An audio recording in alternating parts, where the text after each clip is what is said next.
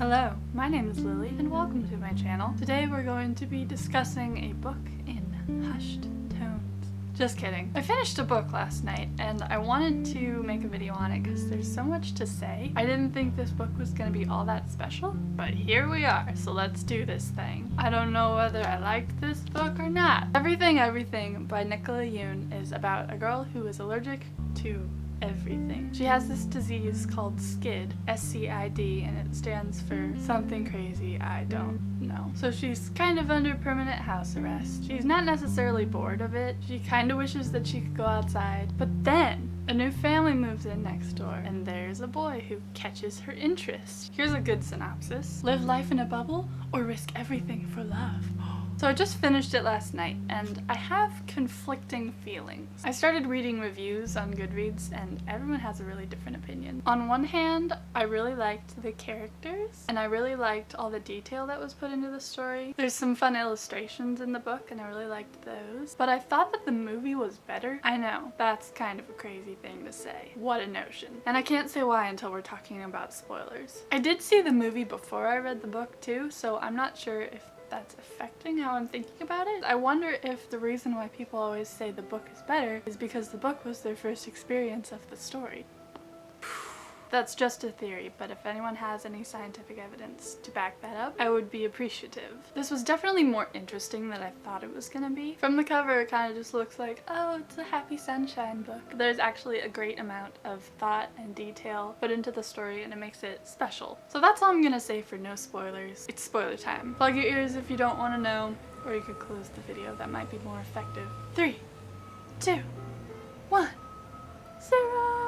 Okay, let's do this thing. So first of all, I think the romance aspect of the book was pretty cheesy. I mean, it's kind of just like Maddie sees Ollie, and so she's just, oh, I'm in love. And I thought it kind of worked. Like, they're very similar people, so it's easy to just, like, understand each other. But what are the odds that someone exactly like you is going to move in right next door? That is my question to you. What are the odds? But also, like, what are the odds of this whole book? Right? Like, what are the odds that you think you have a disease, but then you find out that you don't have a disease, and you've been lied to by your own mother? It's like a soap opera. I did not see that ending coming. I think that's my favorite part about this book, is just how everything was building up to that. If Maddie did have the disease, and then she got to this point in her life where she didn't want to have it anymore, she couldn't do anything about that, so what would be the point? That would have been a lot more tricky to navigate, I guess. Okay, now that I think about it, I can see how people might think that this was like a cheap shortcut. I don't think so, though. Every now and then you've got to have a good betrayal. I didn't really like how fast-paced the book was. I feel like from beginning to end, so much happens, but it's all done in so little time. There were parts where Maddie and Ollie were emailing and stuff for a span of a few weeks. I would have liked to see those few weeks. But it felt like even within those few weeks, nothing significant happened to grow them in their relationship. They started out right here. No, wait, I'll start on this side because that's right hand. No, it's not. This is my left.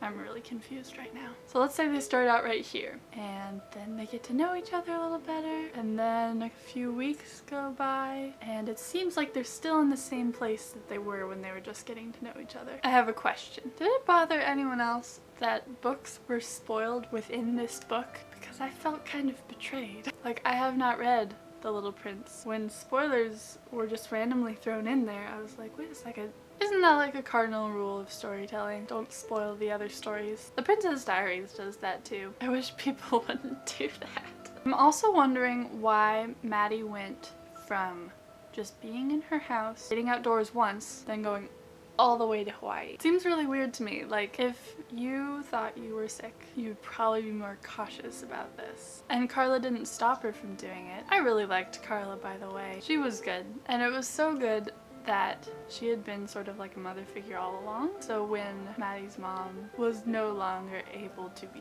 trusted, she had someone else. And that brings me to the part that I liked better in the movie. At the end, when Maddie finds out that her mom has been lying to her, in the book, she's just like, what do I do?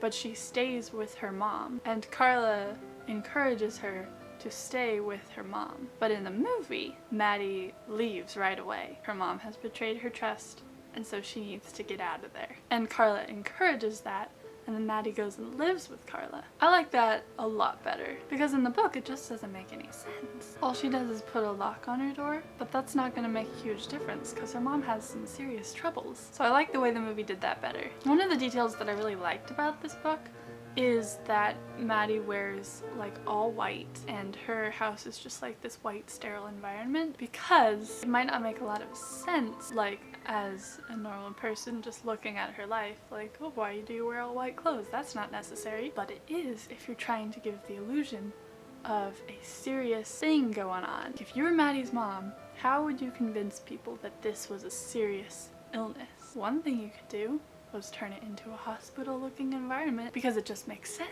I really liked that part. I also like how in the book Ollie is a parkour ninja. In the movie that's not even talked about like at all. There are so many things to think about after you read this book. There's so much happening and all of it has a purpose, and sometimes you like it and sometimes you don't. Yeah, so I don't know how I feel about this. If you have any thoughts about this book, leave them in a comment, because I'm so curious to hear more opinions. Oh, the last thing I have to point out just real quick. You can't see it because this is a library book and there's a thingy on it, but it has a silver spine underneath, which I appreciate so much. I feel like all things are gold. We need more silver. I thought this one was silver, but I'm not even sure that that's true anymore.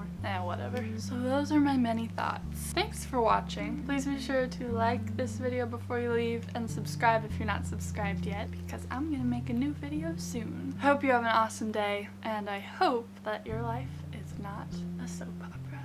It's the best I can wish for you. Goodbye.